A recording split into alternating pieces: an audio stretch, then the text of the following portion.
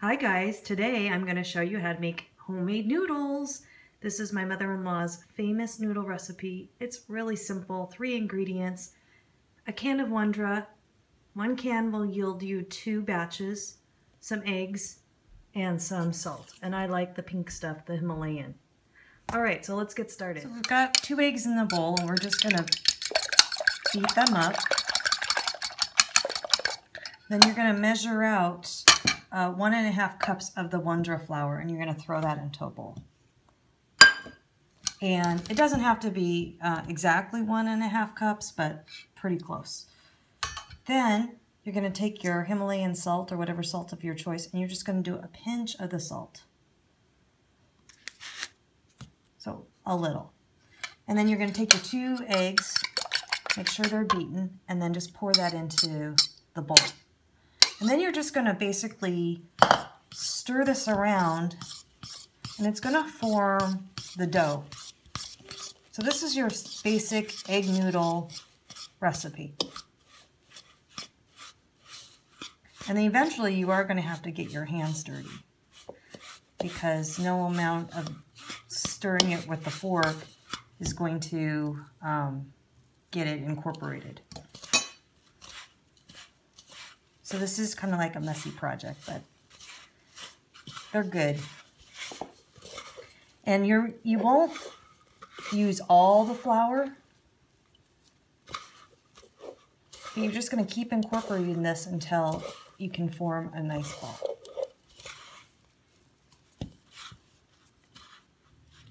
So you can see here now I've got it's a little bit more dry, and it can hold a good ball shape.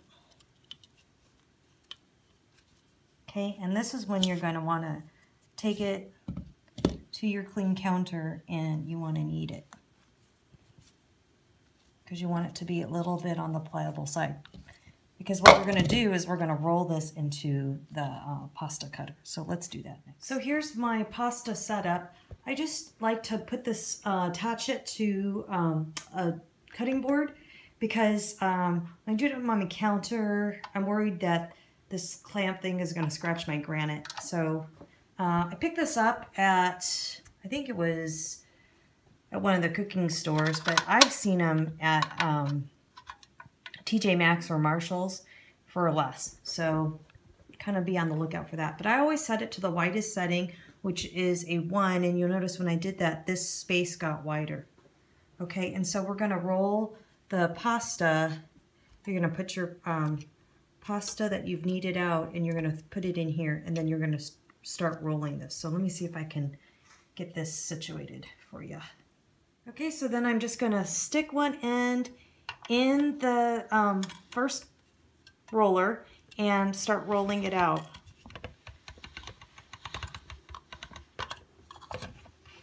And what's happening is it's going to start coming out on the bottom. Can you see that coming out right there? I'll move this over like that.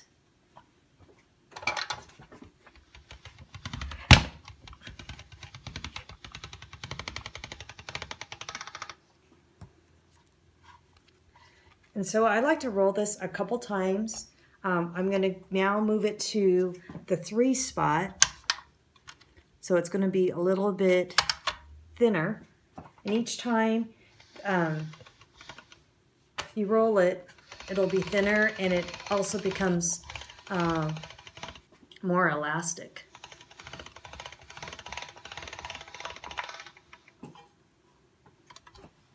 So it's going to get longer and longer and longer, and then sometimes what I'll do is I will cut this in half, because it's so now I've switched this to a 4, and I rolled it through, and I ended up cutting it so I have 3 pieces of the noodle. I'm going to go to a 5 and roll it one more time. You don't want to have it too thin, and I hold down on this side, so sorry my hand's in the way, but I need to secure it. So if you press down with your left hand, or whatever the opposite hand is, then it won't slide. But look at how this pasta is. See, now it it's pretty thin like that, and this is the thickness that I like. So 5 is the number on my machine that gives me this thickness. And then I just set these aside for a little bit to dry out before I cut them, because you don't want them too wet when you cut them, because otherwise they all stick together. So I'm going to go ahead and do this for the rest of the pieces. Okay, so now we're getting ready to cut our pasta, but I just wanted to take a second and talk to you about how this works. So this little hand crank can move from hole to hole depending on what function you want to do. We had it in this hole for the thinning of the pasta, for the rolling out of the pasta, and then just pulls out and move it to the second one for the cutting. Now you can choose 2 types of styles.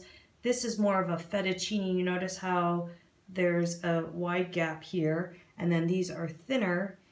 That's for more of a spaghetti style. So I like this part, the middle one, the fettuccine style. And oh, one other thing that I want to tell you, do not, when you clean this, do not throw this in water. You know, you're going to be tempted to do that. It will rust no matter how careful you dry it. So how do I know? I've done it and I've ruined it, because who wants rusty noodles? So I ended up using that one for the sculpty clay stuff, the polymer clay craft. So really, to clean this, just let it dry off. Use a brush to brush it off, and it's really that easy. All right, so let me show you how to cut this. So our pasta has dried, and some of these, you want to make sure that it's not wider than the width of your pasta maker when you do the cutting. So you might have to cut down some of your pieces of dried pasta. But you basically stick it in the little groove there and turn the crank. It's really that easy. And then as I'm turning, you'll notice that the strips are coming out like that. And then what I like to do is I just like to put them on a paper plate like this, spread it out so that they're not touching. All right, I just wanted to show you a couple things. This is what it looks like when it's at the level 6. And I think this is too thin. Do you see that it's ripping already, right? So I don't like this setting. 5 is my setting. And this is a portion that I would give out as a gift, because this is about a meal size worth. And this is half a can of the Wondra batch that we did. And then to clarify your drying time in the microwave, I'm doing a minute and then 20 seconds. Flip it over and then 20 seconds. And then it doesn't get too dry. Now, you know, your microwave is going to be different than mine. You want it to look like this, where it is dry, but not burnt. And after it comes out, I kind of just like let it sit for a little bit. And these are actually even you don't want it too wet either, because you don't want, you can freeze these. They're a little delicate. I dry them out and then I give them to people on Christmas. I give them to family members, because this is a lot of work. I mean, it's not a lot of ingredients. It's not hard to do, but it is time consuming. So definitely a labor of love. So yeah, I put this in for 20 more seconds. So how do you serve this? You serve it with, I did a recipe on the cooking playlist for chicken in the Instapot. And that's a really great way to serve this with chicken and noodles. And when you make it, do extra carrots. And my husband likes the carrots whole, and it's so good. So you'll cook up the noodles separately and then put it in a bowl, spoon over the broth, the chicken broth with chunks of chicken and the carrots and celery. Oh, add some pepper.